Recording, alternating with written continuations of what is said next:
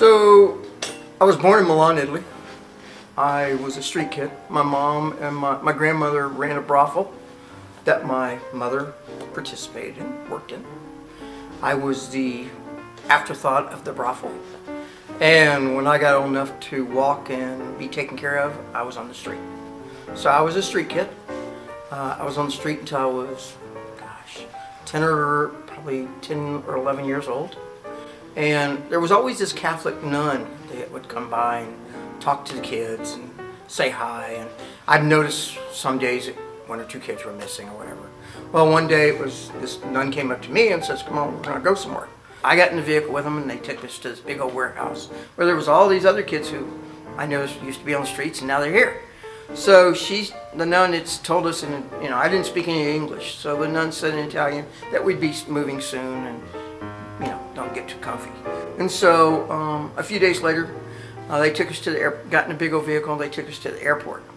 And got on a plane, and several plane trips later I ended up at what I found out was left field. And was taken in a vehicle and sent to the Catholic Charities had a orphanage here. And in there was, I was put into the room with a bunch of boys. There was from all different nationalities, all different groups. And I noticed that there was a big old huge glass window. And anytime visitors would come by to look at the kids would go beat on the windows. It always reminds me now of like going to the pet store, and it just, so I stay away from pet stores. I don't go there. So eventually, probably a few weeks later, I was adopted by what I call the Leave It to Beaver family. This big old huge redneck from Crandall, Texas, and this little short lady from New Orleans. They both had these weird accents, and not knowing English, I didn't know what the heck was the deal with them. But so they took me home, and they had a daughter, and they had grandpa. 7 months after I came to them, I got sick, and my right kidney quit working. And so I was at Children's Medical, and they kept saying, the doctor kept saying, "Oh, he's not going to live, he's not going to live, he's not going to live." And so they gave me all sorts of medicine, and as you can tell, I lived. And so when I became 13, the doctor finally came out and told my parents, "Looks like modern medicine caught up with me." We were going to a Catholic church, and my dad asked me to become an altar boy. My dad had never asked me to do anything like that before, so I figured, what the heck? I'm not going to say no. So I became an altar boy, went through the deal, but what my dad didn't know is all my buddies who were altar boys, I found out that they were drinking the sweet wine before service. So I figured if I had to do this gig, I might as well get something out of it. So I started becoming an altar boy and started drinking before service, and then I was putting my name down so I could get on be an altar boy more. And so one day the priest asked me to come over to the rectory, which is their home, and start drinking there, and he was drinking, and he started doing things to me and molested me. And I just couldn't understand how God could allow a priest who was supposed to be so godly and so good to molest children. And I wasn't the only one who he was molesting. He was molesting all the kids, all these priests were, at this one church. I went home, my life was totally shattered. I became one humongous dysfunctional person. I quit taking my meds, ended up in an emergency room in the hospital, and I talked to my mom and told her what happened. And my mom told my dad, and while I was in the hospital, and my dad's like, "What happened?" And I told him, I said, "I got molested by this priest." And, told him everything, and all these other boys. My dad turns red and goes running out there, and I still remember, I can hear my mom yelling in her Louisiana accent, "Don't kill the priest." I don't know what my dad did to him, but I know the priest ended up at the prison unit as a counselor, of all places. Instead of him being in jail, he was a counselor who he had free reign. Well, myself and probably 20 other people finally sued the church. And the bishop and the cardinal said we were all going to go to hell for this, when they were the ones that were covering it up. I didn't believe in God. God was hocus pocus. I didn't believe in Christmas. That was for Target and Walmart and everybody else. That was for retail stores, not for me. So for the next 30-something years, I was on a life of destruction. I didn't care about nobody. I didn't care about, anything. It was poor me. How could God let this happen to me? 13 years ago, I saw Sarah's picture on Yahoo Chat. And back then that's what they had. So I did Yahoo Chat. So I sent her a deal, a little IM or ding or something, told her give me a call. And basically her response was just to, no. That was the nice part of her response. And so I thought, well, okay, I'll just let her cool off for a few months and I'll try it again. And this time I sent a deal saying, hey, look, you have nothing to lose.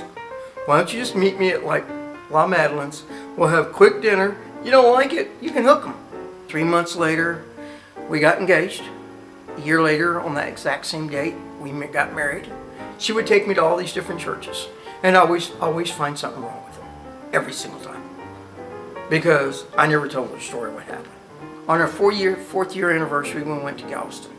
I've been there thousands of times before, been out in the ocean, and this time I got caught in an undertow, and I was drowning. And I screamed out to her somehow. She heard me.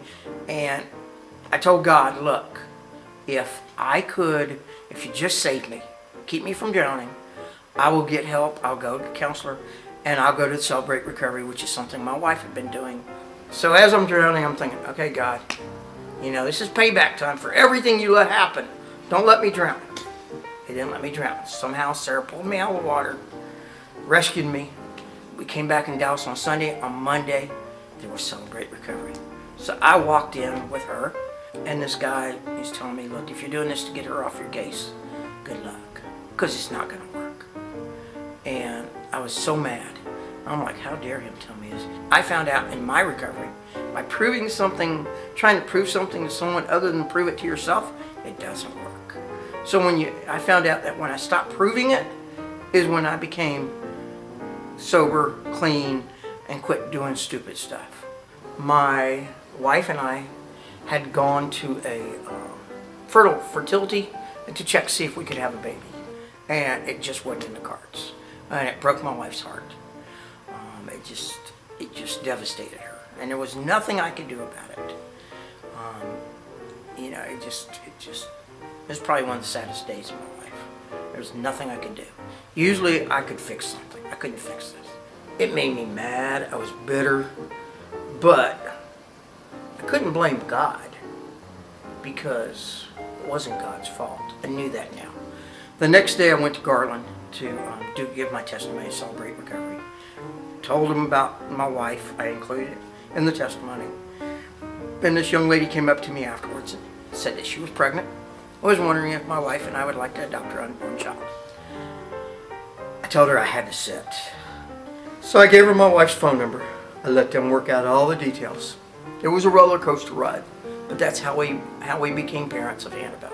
We got a postcard from this church, and we knew about this church because we'd gone to Grace, and the preaching there was great, but it was too big for me, and I felt way out of place, and I couldn't connect.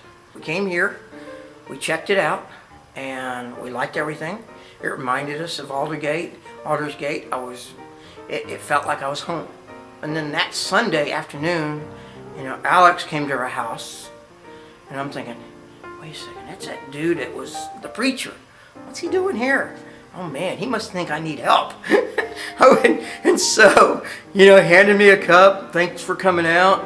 I came inside. I told Sarah, that Alex, that preacher guy from that church we went to today, he was at the door. And Sarah's like, no. I'm like, yeah, he handed his cup. I go, she goes, what do you want? I said, just to say thanks for coming out and inviting, we were invited to come back again. He didn't want anything. And she's like, okay. So we sat down and talked, and she's like, well, are we going back? I'm like, yeah, we're going back. Our life is chaotic with the baby, but it's with God now. And everything it's done has been God. And God's been in my life the whole time, taking care of me, even though I didn't believe in him. This church has been a huge part of our life. And so, we appreciate everything the church has done for us. You know, you may not know that y'all did stuff for us, but you have. I'm Mike Grubbs, and this is my story.